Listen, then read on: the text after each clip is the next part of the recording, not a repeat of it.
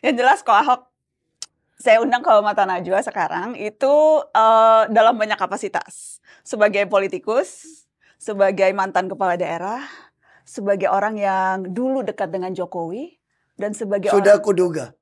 Dan belum selesai kok. Dan sebagai mantan anak buah Prabowo. Wah. Jadi ada banyak topi nih. Waduh. Topi politikus 20 tahun. Jadi ada 4 topi nih malam ini nih. Aduh. Dan tapi kita mau ngobrolin yang rame hari-hari ini sih kok. Sudah kuduga lah, aku datang ke sini pasti begitu. Karena matanya orang Arab lebih gede daripada mata orang Cina. Itu yang susah lawannya gitu. Dipelototin kan. Ngobrol yang isu rame hari-hari ini. Karena banyak banget terus terang kok yang bikin banyak kontroversi. Dan di antara kontroversi itu banyak banget yang bikin naik darah. Aku mau masuk konkret soal rame-rame soal bagaimana peretasan data.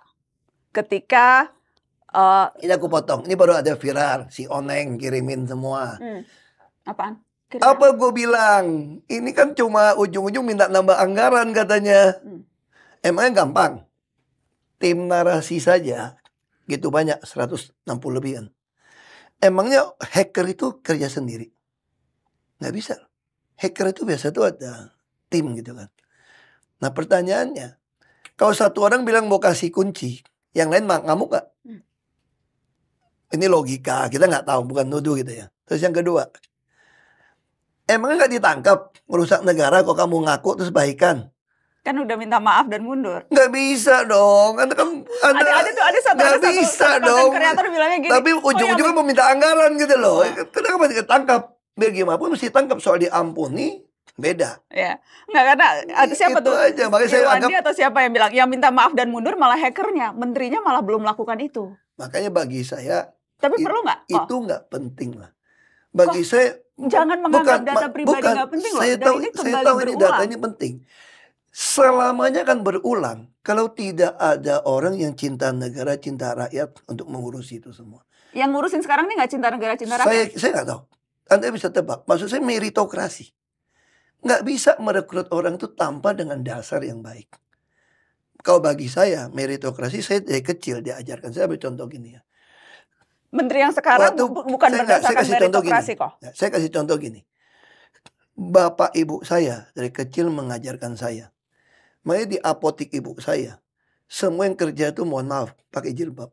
Walaupun dulu nggak pakai jilbab. Di pabrik, ketika nenek saya pengen minta saya memasukkan paman saya yang kebetulan PHK ya. Bukan PHK, Golden Handshake dari Jakarta. Lalu dia mengalami bisnis, udah ambil uang, bisnis gagal. Lalu dia pengen kerja di pabrik saya. Saya panggil nenek saya punya pabrik di Belitung. Saya bilang sama nenek saya gini, akuntan saya bagaimana? Akuntansi ini karir dari bawah, Melayu, Muslim. Tapi ini kan paman kamu. Ini paman kamu nih. Kamu bisa lebih percaya paman kamu dong. Tapi ini kan karir pet udah saya atur untuk orang saya. Kalau saya tiba-tiba masukin paman saya ke dalam pabrik saya, pasti semangat meritokrasi saya hancur. Saya agak marah. Terus saya pengen sama nenek saya, gini aja lah, kalau paman pengen usaha, mau patungan, saya kasih uang. Tapi jangan pernah masuk ke pabrik saya. Karena pabrik saya ada sistem. Begitu tidak pakai meritokrasi, bisa terjadi kekacauan. Seperti yang sekarang terjadi. Saya kira saya tidak tahu bagaimana cara merekrut orang Kominfo. Saya tidak tahu. Ini bicara orang dalam atau puncak pimpinannya? Karena kalau kita bicara puncak pimpinannya, kan sorotan juga ramai diarahkan ke puncak pimpinan. Bahkan ada petisi untuk meminta mundur sudah puluhan ribu. Kalau diminta saya kira kita bukan soal petisi ya. Anda bilang puluhan ribu mewakili rakyat, iya. Kalau orang berkuasa mana peduli juga sih. Ya kan? Makanya saya bilang isu yang penting hari ini adalah bagaimana rakyat itu. Saya bacain, saya suka kalimat Martin Luther King Jr. Martin Luther King Jr. adalah seorang aktivis pejuang yang bisa menggabungkan 3 kata penting. Kekuasaan, cinta, dan keadilan sosial. Dia bilang begini, tentu dalam bahasa Inggris. Dia bilang kekuasaan, power without love. Dan love di sini adalah cinta negara, cinta rakyat kita terjemahkan. Pasti reckless dan abusive. Kita tambahkan korup. Ketika punya kekuasaan nggak punya cinta negara, cinta rakyat, pasti kasar, sembrono, dan korup. Tetapi ketika Anda memiliki cinta negara, cinta rakyat, tidak memiliki kekuasaan, itu ya sentimental dan kurang darah.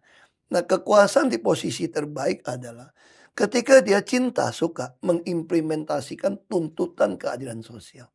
Dan keadilan sosial di posisi terbaik itu apa? Ketika menggunakan kekuasaan, mengkoreksi segala sesuatu yang berdiri menentang cinta negara, cinta rakyat. Nah, saya balikin pertanyaannya. Biar orang yang menilai, apakah sekarang kekuasaan dipakai untuk mengkoreksi segala sesuatu yang menentang cinta negara, cinta rakyat. Hari ini tadi sampaikan tuh, rakyat bawah itu kena judi online, dipancingin. Gak ada yang bisa kontrol. Apa nggak bisa dimatikan saja? Gampang kok punya rekening bank kok. Masa nggak tahu? Kan kira-kira gitu kan. Nah sama. Pertanyaan sama. Makanya saya bilang itu isu menurut saya sudah terjadi berabad-abad sama. Ketika kekuasaan tidak dipakai mengkoreksi segala sesuatu yang tentang cinta negara, cinta rakyat. Nah bagi saya, Anda nilai meritokrasi atau tidak, bagi saya sekarang yang paling penting itu bagaimana sekarang kita menyongsong bahaya global ini nih. Krisis energi, krisis pangan, berbagai krisis tantangan kepercayaan. yang memerlukan orang yang tepat di posisi yang memang sesuai. Meritokrasi, salah satunya syaratnya itu. Ya, makanya saya harap presiden terpilih, dia tentu bisa mencari orang-orang. Ini situasi tidak mudah. Dunia saat ini tidak mudah. Makanya kita butuh meritokrasi sistem. Itu jauh lebih penting bagi saya. Daripada istilahnya dulu Dr. Sarif suka bilang, daripada kita mengutuki kegelapan, lebih baik kita nyalakan lilin. Makanya saya juga berpikir, setelah saya masuk tahanan, saya belajar gitu ya. Kalau saya terus menyesali yang belakang, nggak ada guna. Makanya bagi saya sekarang yang lebih penting bukan membicarakan soal-soal itu ini, enggak. Sekarang gimana nih caranya? Ya, tapi dalam realita politiknya kan isu-isu itu harus ditackle satu persatu, dan untuk menackle itu tidak bisa hanya melihat gambaran besarnya, tapi harus dimasukkan. Ahok orang yang sangat detail. Betul. Sangat detail. Masa kan saya bilang punya hati cinta negara, cinta rakyat, kalau nggak punya kekuasaan kan cuma sentimental dan kurang darah. Iya dong, kalau saya dimasukkan ke Pertamina saya detail. Makanya saya diledekin, Ahok ini komut rasa dirut. Saya bilang bukan, saya komut nyarut dirut. Kurang ajar loh. Ya itu kan, saya kan detail. Saya periksa semua. Anda taruh saya jadi gubernur. Tahu nggak, kenapa saya bisa tahu sampai gitu detail? Semua surat tembusan antar dinas saja saya baca. Dan kadang-kadang saya kasih disposisi. Kalau dia agak-agak nyeleneh, satu tuh agak sok. Disposisinya ada keegoisan sektoral gitu kan. Saya bisa kasih disposisi. Bisa contoh, orang dinas PU mau bikin trotoar, ada pohon. Dia minta izin sama dinas taman untuk pindahkan itu pohon. Nggak dijawab. Ini pohon penting nih. Trotoar masa orang yang disabel tunanetra masa nabrak pohon? Nggak mau pindahin. Nah saya begitu baca nih. Saya bisa tulis di posisi. Emang negara Kamboja ya? Lu negara mana nih? Terus saya foto. Saya kirim ke WA group. Kasih WA group. Senin begitu rapim, saya udah tahu semua masalah sampai detail. Karena saya punya kuasa untuk, makanya kalau sekarang kita ngomong apa? Kita hanya bisa menghimbau. Berharap. Tuhan udah izinkan Pak Prabowo jadi presiden. Kira-kira gitu toh. Saya adalah orang yang percaya kalau kita gunakan kata amanah, kekuasaan itu Tuhan yang kasih, Tuhan yang ambil kok. Tuhan kasih sesuatu yang berkuasa pun. Bahkan Idi Amin pun bisa gitu ya. Atau siapapun. Harus percaya kekuasaan itu Tuhan yang kasih. Oke. Dan selama sekarang Ahok tidak ada kekuasaan praktis begitu ya. Makanya bisa dilakukan hanya menghimbau. Menghimbau, berdoa. Dan tentu saya juga bikin program. Saya bikin program. Saya bikin program Ask Ahok Anything. Tujuannya apa? Edukasi lah ini bagi saya. Edukasi. Tapi apakah misalnya adakah keinginan untuk kembali mengeksekusi dibanding hanya melakukan edukasi sekarang? Misalnya nih kok, aku ingat dulu aku pernah bilang pengen jadi dirjen bea cukai karena gemes. Oh iya. Sekarang nih ada peluang nih kok. Nggak bisa. Saya udah umurnya udah lewat. Bukan bea cukai kok. KPK. Sepi peminat. Nah, saya kasih tahu ya, KPK kenapa? Tadi kemarin saya lihat Pak Alex sampaikan. Kalau di Hong Kong, di Singapura, KPK itu ada satu badan urusan korupsi. Di Indonesia ada 3 badan. Iya. Kadang kemudian ego sektoral. Kadang mohon maaf ya, Polisi pun bisa kesal ada oknum jaksa yang tidak terima BAP-nya. Atau ada oknum jaksa yang kesal sama oknum polisi yang terus bolak-balik. Nah, kita bisa bayangkan. Jadi nggak berminat. Terus KPK juga adalah kolektif. Kalau mau minat, jadi jaksa agung dong. Kira-kira gitu kan, kalau masih bisa langsung saya bilang. Namanya saya bilang balik lagi, banyak hal bisa kita perbaiki kalau kita sampaikan. Eksekusi. Saya kan bilang kan, teori Martin Luther King Jr. kan.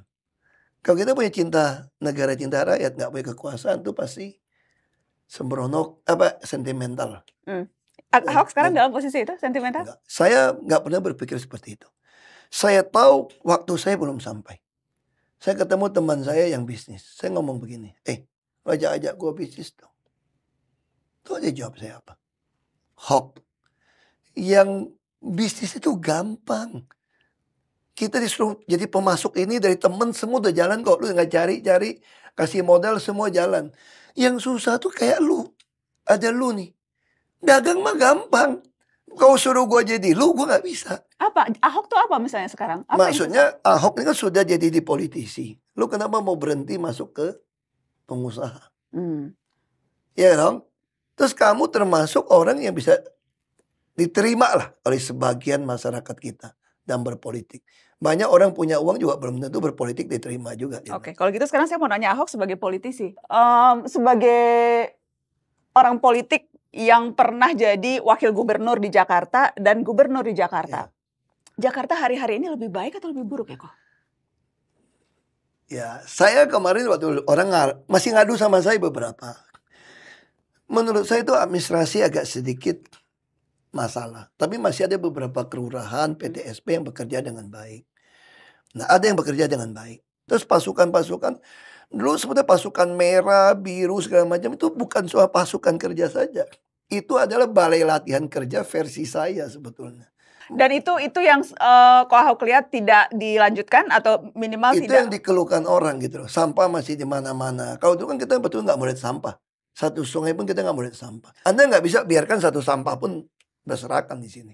Kalau pejabat gubernur yang sekarang tuh banyak disorot publik juga. Saya kira Pak Heru ini orang baik ya. Saya kenal beliau kan ya. Masa kan jabatan banyak. Akhir-akhir ini saya tanya kemana Pak Heru. Lebih banyak di IKN. Menyiapkan untuk 17 Agustus. Ya kan nggak ada wakil. Kalau dulu kan gubernur sibuk kemana-mana, kan ada wakil yang kerja kan. Kalau PJ kan nggak ada wakil. Ya jelas memang posisi gubernur Jakarta kan disorot banyak pihak. Dan warga Jakarta kan warga yang kritis-kritis kok. Ya. Jadi aku mau pendapat tidak dengan penilaian Pak Heru tadi. Sebelum dia menjabat Jakarta tidak diurus. Saya kira masyarakat Jakarta yang jawab lah. Nanti saya nggak diurus, seolah-olah saya nyerang Pak Anies lagi. Kan sohib juga kita. Sohib semua. Sohib semua.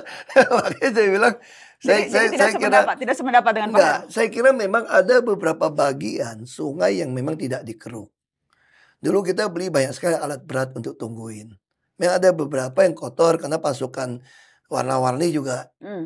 Kalau konteksnya bukan hanya itu, tapi secara keseluruhan? Iya, saya kira kalau dia bilang kalau kinerja buruk, ya ASN akan dikirim ke IKN.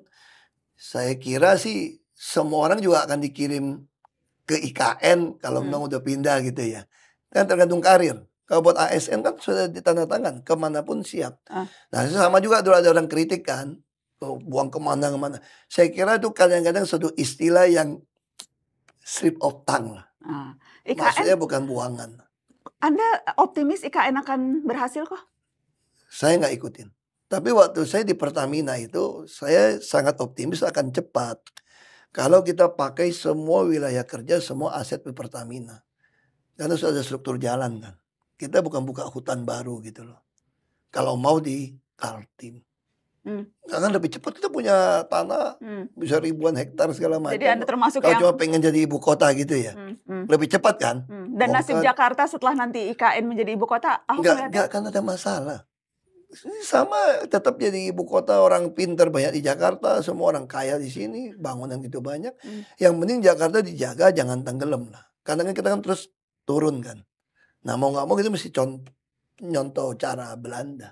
Gimana cara nutup, cara ya, Tapi termasuk pulau posisi reklamasi segala macam gitu. tidak akan posisi ibu kota di Kalimantan tidak akan mengubah arti strategis Jakarta. Iya, saya kira ke depan kan makin bagus kok. Kalau kita lihat dari Jakarta punya desainnya, saya kan tangan-tangan sama Menteri PU zamannya Pak SBY dulu. Kita tuh ada 6 ruas tol dalam kota waktu itu. Terus saya nggak tahu dievaluasi atau enggak. Kita ada 2 auto ring road. Nanti salah satu auto ring road yang lain itu nyambung sampai ke Sentul. Dan bahkan yang berikutnya lagi itu bisa motong kayak Rancamaya semua nyambung. Jadi ke depan ada kereta semuanya, orang-orang tuh akan mulai tinggal di pinggiran sebetulnya. Oke. Yang gitu kan. Nah, Jakarta tentu kan jadi kota yang mahal karena tinggalnya kota, tapi bagaimana pemerintah harus bantu. Misalnya kemarin saya tanya temen, ini cerita aja lah. Ini kalau betul-betul susah makanan bagaimana? Orang di PHK gitu banyak. Tapi nggak makan gimana? Sakit udah oke lah, kita bisa tanggung lah. Kalau makan gimana? Saya bercanda begini. Tapi saya bisa lakuin, saya bilang. Ya harusnya kantor pemerintah suruh anak-anak SMK praktek saja bikin nasi goreng. Kenapa nasi goreng? Sisa nasi malam restoran kan banyak. Terus nasi goreng terus ditulis. Yang tidak ada makanan silakan makan. Nah, kenapa mesti nasi goreng terus? Supaya yang punya makanan bosan dong pagi siang malam nasi goreng kan. Terus anak-anak SMK jadi praktek. Kita tahu di mana. Buka aja makan. Ini makan siang yang gratis yang beneran. Gak usah pikirin kementerian, gak usah pikirin anggaran gitu loh. Nggak usah 71 triliun ya. Saya bilang ya, kalau saya kasih usul gitu ya. Adalah teman. Tapi bergizi nggak? Kan ini maunya pemerintahan Prabowo pasti makan siang yang dong. bergizi. Pasti bergizi dong. Sekarang saya kasih tahu ini. Teman saya tanya, ada teman yang memang teman yang di pemerintah juga. Dia bilang, itu menurut kamu gimana atasinya? Kita bingung loh, mau ngatur makan siang di semua sekolah seperti itu. Saya bilang, kalau saya langsung selesai. Caranya gimana? Duitnya berapa? Kasih ke emaknya. Emaknya masak sesuai yang anaknya suka. Bayangin kalau satu anak dapat 50.000, kalau dia punya 3 anak dapat 150.000. Tinggal sekolah kasih menu. Lo mesti ada daging, ada apa gitu ya. Kalau enggak duitnya gue cabut nih. Sudah. Daripada pengadaan, ada yang ngambil untung, ada packaging, ada tender. Jadi uangnya langsung dikasih ke ibunya. Ibunya aja. Terus hemat satu kementerian, urusan begitu. Terus happy dong. Bayangin kalau orang yang pas-pasan hidupnya ya. Dapat 150.000 nih buat belanja. Makan daging sama kakek neneknya semua, mak bapaknya makan semua. Adiknya belum sekolah juga makan. Sederhana tuh. Cuma masalahnya kalau kayak gitu mungkin yang mau jadi supplier gak kebagian aja kali gitu ya. Makanya cara Ahok orang gak suka kan. Ini praktis, apa yang susah sih? Gak bisa kayak gitu loh. Maksudnya gampang kan. Oke. Kasihin ke mak lu duit. Ya kan? Ini misalnya ini ide-ide atau contoh ini. Apakah kemudian ini yang waktu itu bilang kok Ahok membuat kok Ahok merasa kalau sekarang dikasih jabatan gubernur sudah lebih siap? Itu konteksnya karena itu udah lebih punya ide-ide macam-macam ini. Kalau ide dari dulu mah aku mah nggak putus-putus lah. Iya. Ya, karena teman banyak. Kan dengan si A, si B, si C gitu kan. Dia waktu ngomong aku dapat ide kan. Tapi kalau ini kenapa? Kenapa waktu itu bilang saya sudah lebih siap jadi gubernur? Oh, iya dong. Anda pernah nggak kuliah S3 di Makobrimob? Ini jebolan Makobrimob, bos. Itu kok aku serius nanya. Jebolan Makobrimob itu menurut Ahok menaikkan harga, bukan justru menurunkan. Saya nggak bicara harga. Kalau harga sebenarnya kekuasaan Tuhan kasih orang milik kok. Yang saya maksud, Anda di dalam itu belajar menguasai diri. Karena yang paling penting pun, penguasaan diri itu melebihi orang yang menaklukkan kota. Jadi kalau kamu jadi jenderal yang hebat, bisa menaklukkan satu kota, itu kalah dengan orang yang bisa menguasai diri. Nah, itu kelemahan saya kasih contoh kan. Kalau dulu dia bilang ini bukan teh air putih, gue ajak lu ribut. Berjam-jam tuh, ngabisin waktu gitu. Kalau sekarang saya cuma sekian. Karena di dalam tuh saya belajar. Dan kemudian? Nah itu jadi satu, saya bilang kan. Saya jadi belajar banyak di dalam. Banyak orang tanya, kalau dunia bisa diputar balik, kamu mau gak kalau bisa menghindari? Kan biasa film-film kan gitu kan. Waktu gitu kan. Putar, lalu kita supaya menghindari itu. Anda bisa jadi gubernur, tapi Anda juga tidak masuk ke tahanan. Itu yang saya maksud. Saya bilang, saya pilih tetap sama. Kenapa? Ya. Karena saya akan jauh lebih siap jadi apapun ketika saya bisa menguasai diri saya. Dan apakah memang... Itu yang saya maksud itu.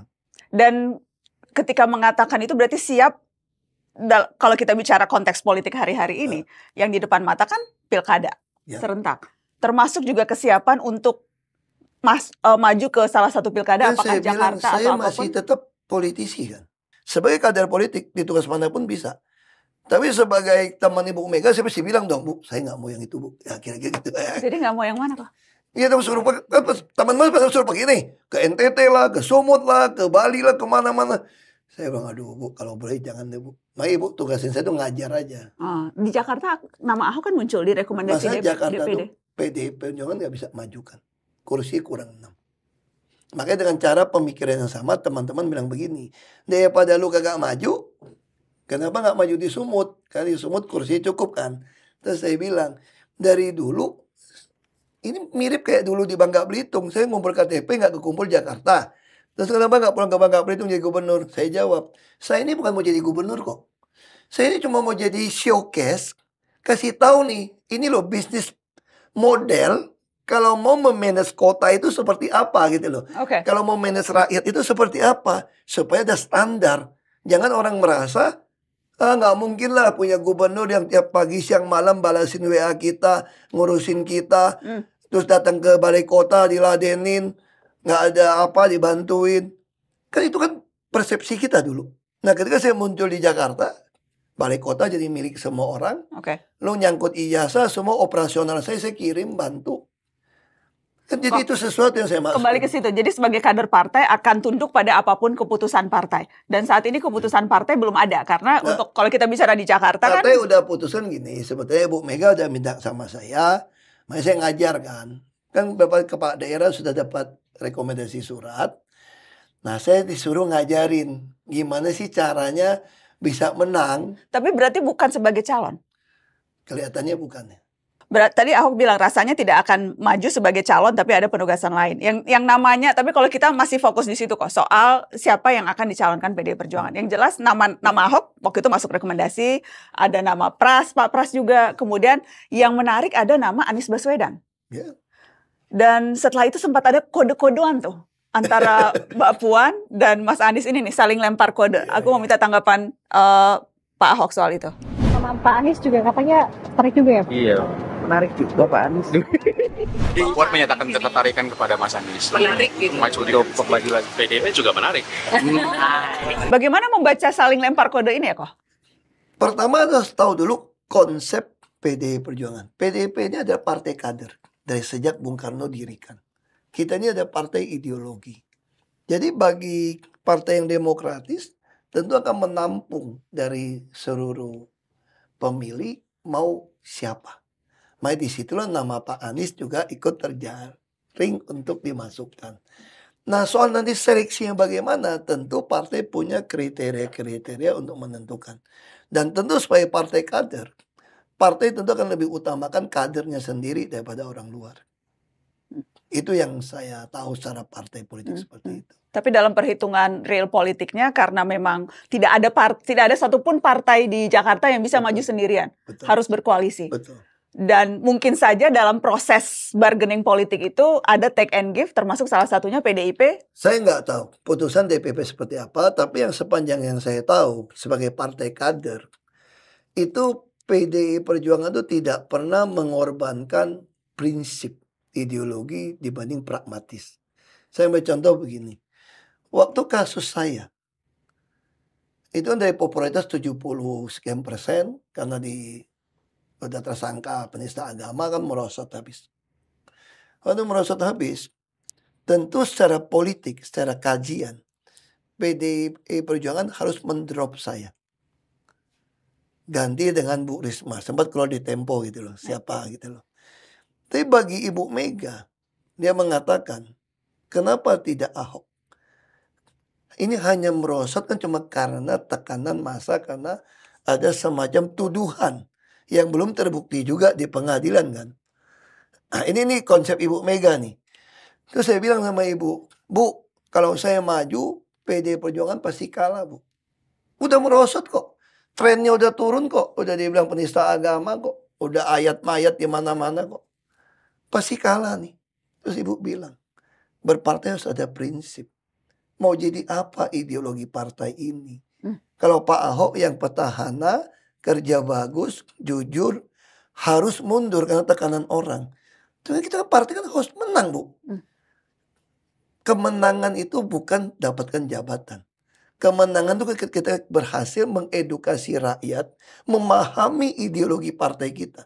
Pak Ahok sadar nggak kenapa partai dari didikan bapak saya dia bilang bisa bertahan hari ini dengan gempuran-gempuran. Karena kita ini partai kader dengan ideologi yang jelas. Oke. Nah, kalau kita ditekan orang lalu mundur, ini partai mau jadi apa? Nah, ini model-model itu yang saya sampaikan. Jadi saya kira buat saya isu seperti ini mesti tanya ke DPP lah, jangan saya. Tapi saya udah kasih tahu kira-kira kayak gini lah. Itu Tadi sih. Ko Ahok bilang Tempo yang jelas menarik, majalah Tempo itu juga sempat menurunkan laporan utama belum lama ini kok. Cawe-cawe Jokowi jilid 2. Menjegal Anies Baswedan, mengusung Kaisang Pangarep. Saya kira itu sih hak-haknya wartawan nulis ya, kan punya hak untuk. Iya, pertanyaannya bukan di soal itunya, tapi apakah memang membaca situasi politik hari-hari ini itu kemungkinan itu ada? Kalau saya balik 2017 Pak Jokowi kirim Pratikno ketemu Pak Prabowo, justru Arif itu mana saya cari di beritanya itu loh. Justru si Arif itu bilang apa Puyono? Terus saya wartawan, apakah itu supaya menjegal Pak Anies? Terus Arif Puyono bilang enggak. Justru Pak Jokowi kirim Pratikno buat dukung Pak Anies. Supaya Ahok yang nggak naik, kira-kira gitu. Lalu beberapa hari kemudian saya ke Pulau Seribu, lalu keluar suntingannya Buniani. Lalu Buniani dalam sidang mengatakan, saya mana bisa bikin-bikin potongan begitu kalau bukan dari Gerindra, katanya gitu loh. Nah, jadi kalau wartawan mengatakan Pak Jokowi menjegal Anies, saya kira nggak juga ya. Justru saya kira kalau mau jegal lebih takut jegal Ahok lah, lebih repot. Bayangin kalau Ahok bilang, makan siang gratis nggak perlu ada kementerian, gampang. Masaknya nasi goreng, kasih duitnya ke emaknya. Apa nggak bikin kekacauan karena kasih Ahok ngomong gitu? Kan udah ngomong barusan. Makanya lebih baik pilih orang yang gimana? Ya kalau bisa saya juga jadi menteri ngurusin gitulah. Beda. Kalau saya nggak suka. Saya orangnya beda. Saya nggak bisa. Saya nggak mungkin bilang gitu nggak. Lu ini lagi susah nih. Kamu punya ide, mau nggak kamu jadi menteri supaya ngurusin ini? Aku akan bilang sama kayak menteri BUMN. Saya bilang ke Pak Jokowi, Pak, setelah saya masuk ke dalam BUMN nih Pak ya, di Pertamina Pak ya. Saya pikir nggak perlu ada kementerian BUMN Pak. Persis kayak tulisan bukunya Pak itu apa? Mungkin lupa gue. Tandi Abeng, masih om saya jadi lupa. Almarhum. Indonesia In. Itu masih om saya kan. Dia kasih tahu saya buku. Oke. Ngapain? Jadi kembali Ko Ahok sebelum terojo. Jadi Ko Ahok tidak melihat istana berupaya menjegal pencalonan Anies Baswedan. Itu ya saya kira nggak perlu jegal lah. Pak Jokowi kan juga pakai hitungan, dia pakai survei semua kan. Kalau poin keduanya berupaya menaikkan Kaisang Pangarep. Saya kira kalau survei di Kaisang lebih bagus di Jawa Tengah, isu terbaru dia akan taruh di Jawa Tengah. Orang politik kan ngitung ya mereka ya. Kan Pak Jokowi kan, Pak Jokowi kan ngitung survei ngitung gitu loh. Nah, saya kira jadi wajar kalau bukan kemudian wajar, saya kira belum tentu tuduhan seperti itulah gitu loh. Kenapa? Karena pilkada ini langsung dan serentak. Ya. Tidak mudah lagi mengirim orang kayak zaman saya tuh ada tamasya ini datang dari luar. Beda. Ini kan serentak. Poin gitu. bahwa putra bungsunya juga akan maju, apakah dimajukan atau maju ke dalam saya nggak tahu ya. kontestasi? Saya kira menurut Anda itu masing-masing keluarga punya persepsi. Punya berpikir yang berbeda. Ya kan? Anda memaklumi itu kok? Ya secara teman ya saya, secara manusia ya bisa saja kan, secara manusiawi ya. Itu kan the human nature. Ya dong. Nah kalau bilang secara human nature apa? Human nature kan pengennya orangnya semua dong. Pengennya keluarga nomor satu. Ya, itu kalau di perusahaan keluarga. As a human nature. Nah makanya kan soal persepsi dong. Berbeda kok. Tadi kan Ahok di awal bilang soal meritokrasi. Betul. Kalau sekarang seolah-olah memaklumkan nih. Mana yang benar di Ahok yang mana nih? Secara pribadi oke. Itu saya maksud. Anda harus dengar dulu. Tapi bagi saya kenapa saya mesti berjuang ke depan. Ada satu kalimat yang sangat suka saya hafalkan. The foundation of law has collapsed. What can the righteous do? Itu ada keluhan Nabi. Kalau fondasi hukum sudah runtuh, apalagi yang bisa kita harapkan untuk kita berdebat? Kalau MK adalah penjaga konstitusi kita, sudah bisa ada hasil pemeriksaan ada masalah, kita bisa lakukan apa lagi? Selain kita berharap sekarang di dalam pilkada ini akan keluar kepala daerah yang betul-betul mengerti keadilan sosial di posisi terbaik ada ketika dia menggunakan kekuasaannya mengkoreksi segala sesuatu yang berdiri menentang cinta negara, cinta rakyat. Saya ingin kembali ke tadi, ke soal munculnya nama Ketua PSI, Kaisang Pangarep, dalam bursa kepala daerah. Kemarin Mbak Puan udah bilang, ya menarik juga gitu, untuk di Jawa Tengah, Mbak Puan. Ya itu kan, saya nggak tahu. Dia ketua kan, ketua DPR kan, berhak ngomong kan. Iya. Menurut Ko Ahok, apa sih kriteria minimal yang harus dimiliki orang yang mau jadi kepala daerah? Ya. Apakah misalnya kalau kita ambil contoh ketua PSI nih, Kaisang yang belum 30 tetapi karena Mahkamah Agung mengeluarkan putusan jadi sekarang akan bisa maju kalau memang ingin maju. Itu kualitas kepemimpinan yang seperti apa sih yang harusnya kita tuntut dari seorang pemimpin? Nah, ini yang saya ditanya waktu saya mulai masuk ke politik. Saya ditanya orang juga sama. Apa sih hebat lu sampai lu mau jadi bupati? Emang lu pernah pengalaman jadi bupati? Lu pernah pengalaman di politik? Lu belajar dulu kan? Terus saya bilang, saya pengalaman melayani di gereja. Kenapa? Keluar duit, keluar waktu, dimaki-maki orang. Gue cuma kerja pagi, siang, malam, gak terima duit. Ngurusin orang meninggal, lahir semua. Itu pengalaman saya. Bagi saya yang paling dibutuhkan itu adalah punya empati pada rakyat. Membantu the poor and the needy. Itu yang saya tahu. Lu mesti takut akan Tuhan. Lalu bagaimana saya tahu Anda seperti itu? Disitulah kita katakan teori Abraham Lincoln, Presiden ke-16 Amerika. Mau nguji karakter orang, kasih dia kekuasaan kan. Nah makanya saya mau mulai kekuasaan di DPRD. Untuk mempertontonkan pada warga Belitung Timur. Lu lihat nih, gue jadi pejabat DPRD nih. Gue nyolong apa enggak? Studi banding atau enggak? Gue bantu lu atau enggak? Bisa hubungi atau enggak? Kalau lu percaya, karakter gue kan sama waktu gue jadi bupati. Jadi bagi saya, bukan berarti Anda harus pengalaman pernah jadi pejabat. Kalau cuma pengalaman buat maling, untuk apa? Tapi itu juga mesti lihat. Kalau prosesnya sudah sedikit bermasalah, kita khawatir. Orang itu kalau terlalu muda, dia berpikir segala sesuatu mudah. Dan ujung-ujungnya hanya mempertahankan kekuasaan. Kita bukan mau mempertahankan kekuasaan kok. Kita bukan mau cari penguasa, kita mau cari pemimpin yang bisa bawa rakyat ini kata Bung Karno untuk keluar nih. Untuk keluar dari kesulitannya gitu. Yang kemudian juga dipersoalkan atau paling tidak dipertanyakan kan juga hubungan kekerabatan dengan Presiden Jokowi. Setelah Gibran, kemudian juga di Sumatera Utara akan maju calon gubernur dari menantunya, dan kalau memang jadi putra bungsunya akan maju. Tapi kemudian ada yang mengatakan, loh tapi PDIP juga dinasti politik loh. Bagaimana kemudian, jadi kalau misalnya ada yang kritik oposisi PDI Perjuangan soal dinasti, PDIP nggak punya kredibilitas untuk bicara soal dinasti. Saya cerita gini, itu ada perbedaan begini. Ibu Mega kan saya tanya, waktu itu isu Mbak Puan mau maju presiden sebelum Pak Ganjar nih. Bukan isu. Ya, aku nggak tahu punya ada isu beneran itu. Mau maju. Lalu saya tanya sama Ibu Mega, Bu, apa betul akan nyalonin Mbak Puan jadi presiden gitu ya? Tahu Ibu jawab atau nggak?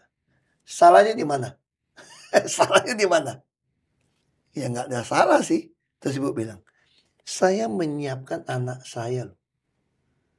Makanya saya bagikan. Mas Tatam tidak urus politik.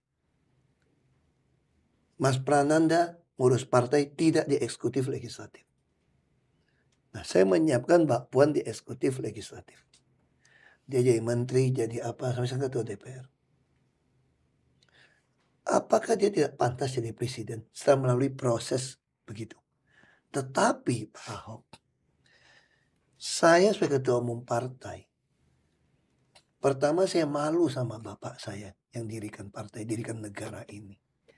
Kalau rakyat tidak menghendaki Mbak Puan jadi presiden, masa saya paksakan?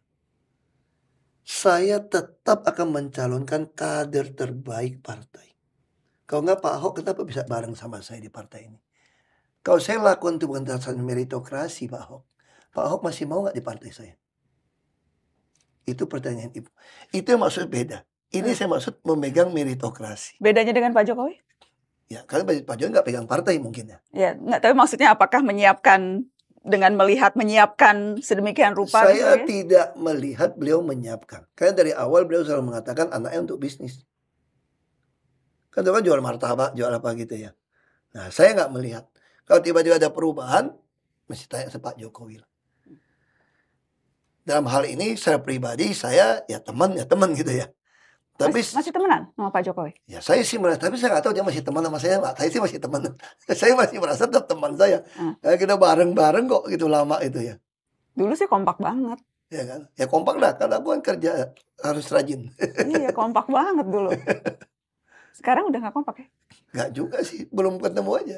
Kapan terakhir ketemu? 1 tahun lebih lah. Apa waktu itu masih nggak ketemu ya? Beliau panggil saya kali ini suruh saya jadi dirut Pertamina.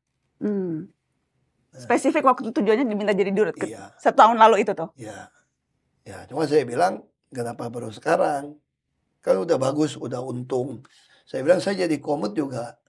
Saya udah happy kok selama dirutnya mau nurut sama saya kan.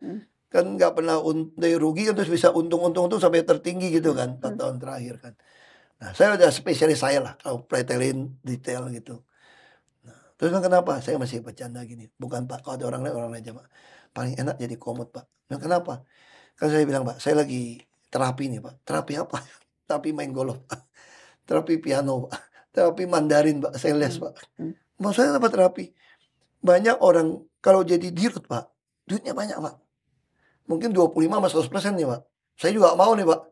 Saya bisa dapat, saya bisa kan udah bilang sama Bapak, saya bisa kasih keuntungan 5 miliar. Saya tinggalkan terakhir udah 4,3 miliar. Emang berapa sih gaji dirut sampai apa? Dirut bisa sampai 500 juta. Sebulan? Iya. Kalau komut? 180-an. Tapi itu di luar bonus tantiam dan lain-lain. Kalau itu kan ada untung. Ya, Kalau nggak ada untung nggak bisa. Dan kalau ada untung 1% sampai 1,3%. Dan dibagi ke seluruh. Bagi sampai pegawai semua. Ya. Itu pun saya turunin baginya ketika untung gitu banyak. Oke. 1%. Jadi malah ngomong itu. Kembali ke Pak Jokowi. Jadi gimana Pak Saya Jokowi? bilang gitu Pak, jangan saya Pak. Lebih baik orang lain aja Pak. Karena yang paling bahagia jadi orang tuh ada duit, ada waktu Pak.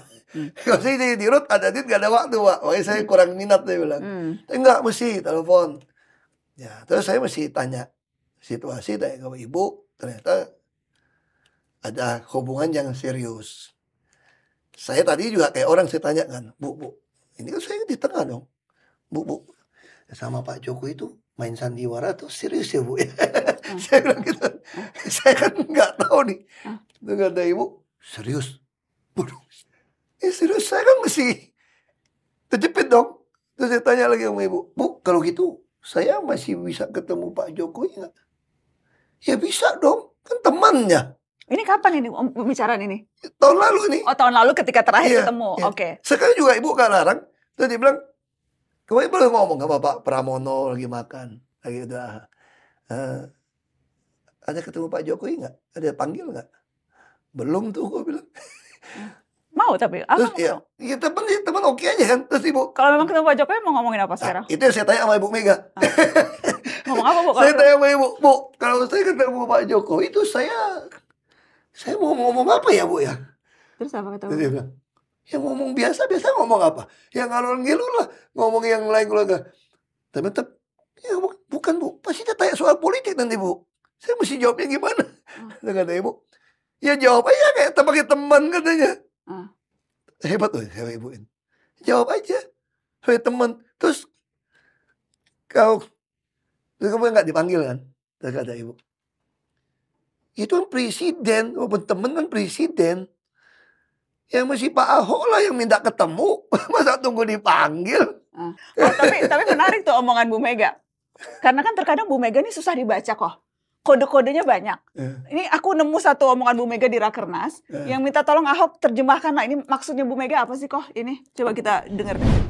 Lah ini kan juga kan sikap politik partai berada di dalam atau di luar pemerintahan gitu kan. Lah iya, lo enak ae. Kalau menit ini saya ngomong, hihi, kan harus dihitung secara politik, no. Enak aja.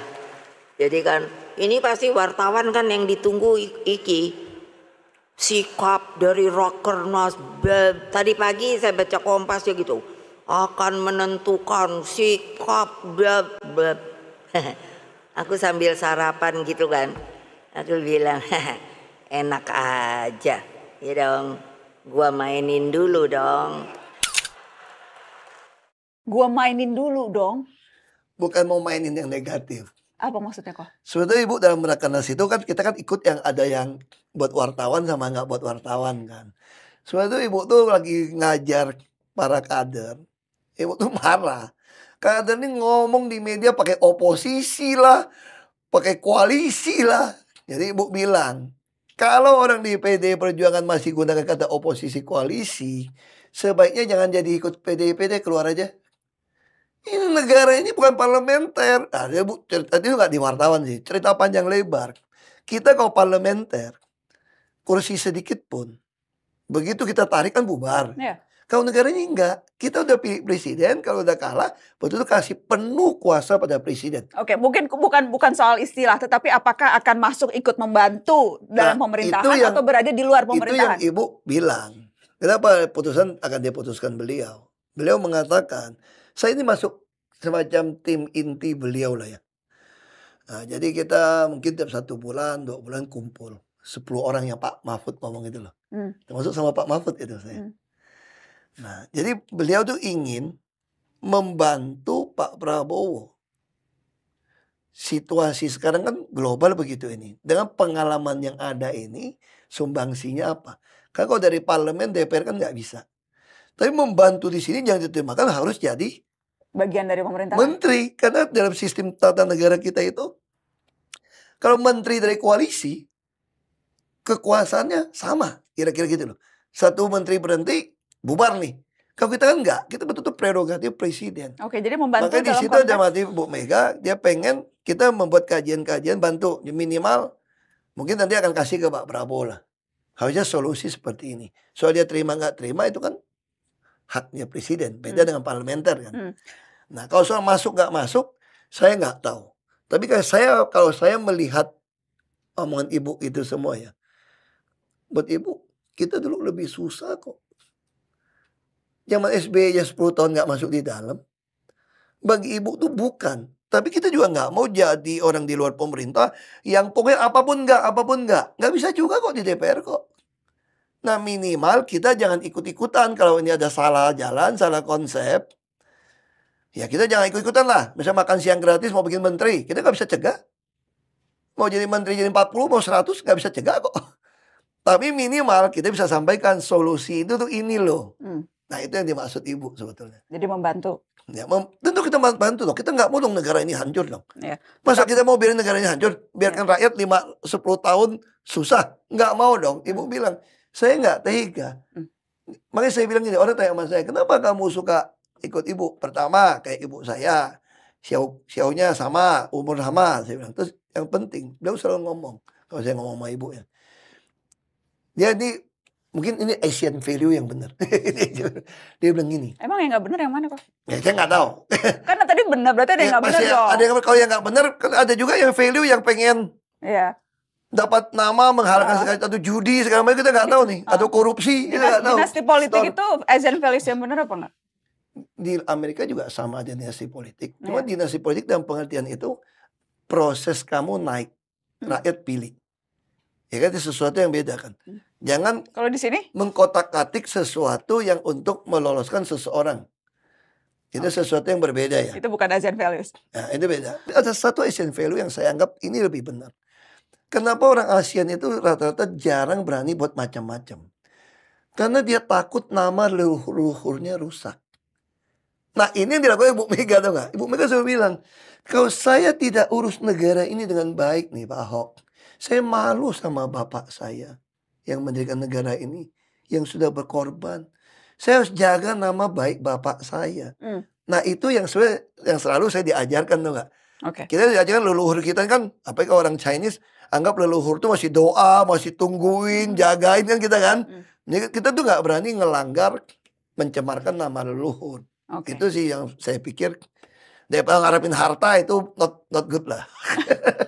Oke, Koh, aku mau nanya terakhir nih, karena tadi kan aku udah bilang nih. Itu udah berapa lama nih? Ya makanya aku mau nanya Waduh, terakhir, udah banyak amat pertanyaan susah-susah amat Soalnya sih. kan tadi aku bilang di awal, Aduh. aku bilang di awal, aku ngundang Pak Ahok ini banyak topik Aduh. sebagai politisi yang sudah. Kayaknya mesti bayar honor lama-lama nih. Iya ya, soalnya sekarang udah nggak ada pemasukan Pertamina, susah duit ya Koh. Kita adalah. Oh, alhamdulillah kalau masih ada. Jadi kita mengundang Pak Ahok ini sebagai politisi 20 tahun, kan masuk politik tahun 2000, sekarang udah 2004, 20 tahun loh Koh. Ya. Saya tepatnya masuk 2003. 2003. Oke lah, 20 tahun. kurang. Iya, 20 tahun. Dari DPRD sampai itu. Politisi 20 tahun, mantan kepala daerah, Ya. pernah bupati, pernah Mantan wakil DPRD juga. mantan DPRD, mantan kepala daerah, DPR RI juga. mantan DPR RI. Dan tadi saya mau spesifik satu, mantan anak buah Prabowo, Iya. karena pernah di Gerindra. Iya. Iya kan? Iya. Pak Prabowo kemarin habis dioperasi tuh kok. Udah ngirimin ucapan. Aku nggak ada kontaknya. Masa sih nggak ada kontak Pak Nah, Prabowo? dari dulu nggak pernah ada. Kapan Saya terakhir? kontak Pak Jokowi juga saya nggak punya. Hmm. Dari dulu. Hmm. Nah saya Kemarin terakhir ketemu sempet- Pak Prabowo terakhir lagi di istana atau di mana saya lupa ya. Beliau sih ketemu canda sama kawinan berapa kali ketemu. Hmm. Tahun lalu lah sebelum Pilpres lah. Hmm. Aku ingat sebelum Pilpres kan sempat rame tuh statement Ahok soal Pak Jokowi dan Pak Prabowo harus hati-hati, kemudian melihat bagaimana hubungannya ke depan, bagaimana nanti setelah terpilih dan sebagainya pemerintahan. Melihat sekarang, kita mau tunjukin tuh fotonya, kemarin kan dijenguk Pak Jokowi dan sebagainya. Melihat hubungan antara dua presiden, yang satu upcoming, yang satu ongoing, itu melihat hubungan mereka, kira-kira negeri ini akan seperti apa ya kok? Ya kalau dia bisa hubung kayak begini benar sih ya puji Tuhan lah. Alhamdulillah. Ya kan? Orang punya dua kepentingan, punya partai berbeda, kita nggak tahu. Saya nggak tahu. Jadi kadang-kadang tuh ya, Pak Jokowi kan nggak punya kita partai cuma, kok. ya kan dia pasti punya. Apalagi saya lihat ya, saya bukan nuduh atau gimana. Saya melihat langkah catur ke depan. Kan MK juga sudah memutuskan tidak ada parliament threshold. Itu artinya ke depan akan banyak dibentuk partai-partai baru kecil-kecil. Karena kan, makanya kenapa Ibu Mega bilang, partai itu ada pada kaderisasi ideologi itu gitu. Kita bertahan karena ideologi, bukan karena terima beras, terima minyak goreng, atau terima baju loh. Oke, jadi Karena kalau itu terjadi, akan terjadi pembagian merata. Nah, saya cuma khawatir kalau orang punya duit seperti itu, kalau rakyat tidak dididik dengan baik tentang ideologi, tentang kaderisasi, mungkin partai akan terjadi 2%, 1%, 3%. Tapi kalau yang punyanya itu adalah 10 partai, satu orang punya, dia bikin semacam akhirnya kayak koalisi.